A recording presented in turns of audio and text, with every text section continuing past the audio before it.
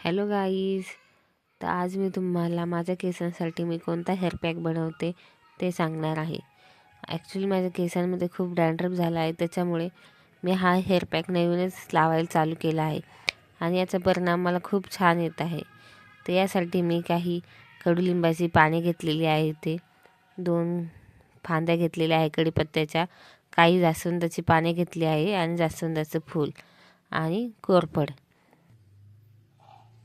माझी केस ही मिडियम आहेत, त्याच्यामुळे मी एवढं प्रमाण घेतलं आहे. तुमची केस मोठी किंवा छोटी असेल त्यानुसार तुम्ही घ्या. आता सगळ्यात आधी मी ह्या कडुलिंबाचा जो पाला आहे तो मिक्सरमध्ये वाटायला टाकते. कडुलिंब हा आपल्या केसातील कोंडा कमी होण्यास मदत करते आणि तसंच याच्यामुळे केस मऊ आणि चमकदार होतात. जास्वंदाची फुले आणि पाने हे आपल्या केसांसाठी एक नैसर्गिक कंडिशनर सारखे काम करतात, ज्यामुळे आपले केस हे मऊ राहतात, जेणेकरून केस तुटत नाहीत आणि केसाला एक मऊपणा येतो.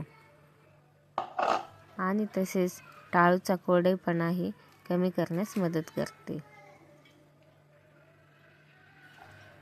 यानंतर आता मी याच्यात कढीपत्त्याची काही पाने टाकते.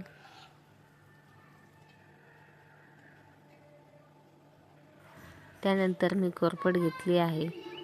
कोरफड ही आपल्याला टाळूला थंडावा देते आणि कोरडेपणा कमी करण्यास मदत करते. कोरफडसुद्धा आपल्या केसांसाठी एक नैसर्गिक कंडिशनर सारखे काम करते. आपली केस मऊ आणि चमकदार बनवते. ही सर्व नैसर्गिक साधने आपल्या केसांची निगा राखण्यास मदत करते.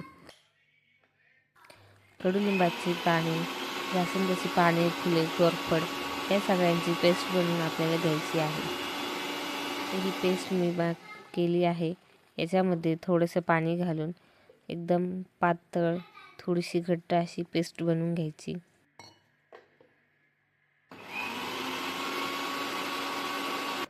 सो माझी पेस्ट ही बनवून झालेली आहे. सो अशा प्रकारे आपल्याला ही पेस्ट बनवून घ्यायची आहे मीडियममध्ये. आता ही पेस्ट मी एका बाउलमध्ये काढून घेते.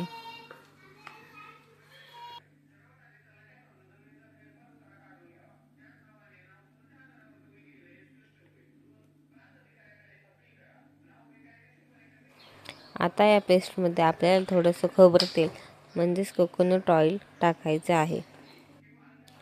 खोबरं तेल हे आपले केस मजबूत ठेवण्यास मदत करते.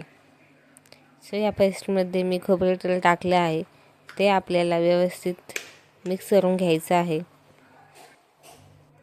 आपला हा हेअर पॅक तयार आहे.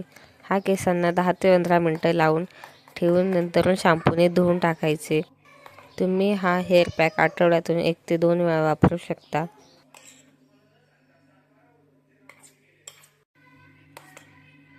तुम्हाला हा व्हिडिओ आवडला असल्यास माझ्या चॅनलला सबस्क्राईब नक्की करा. Thank you guys. Bye bye.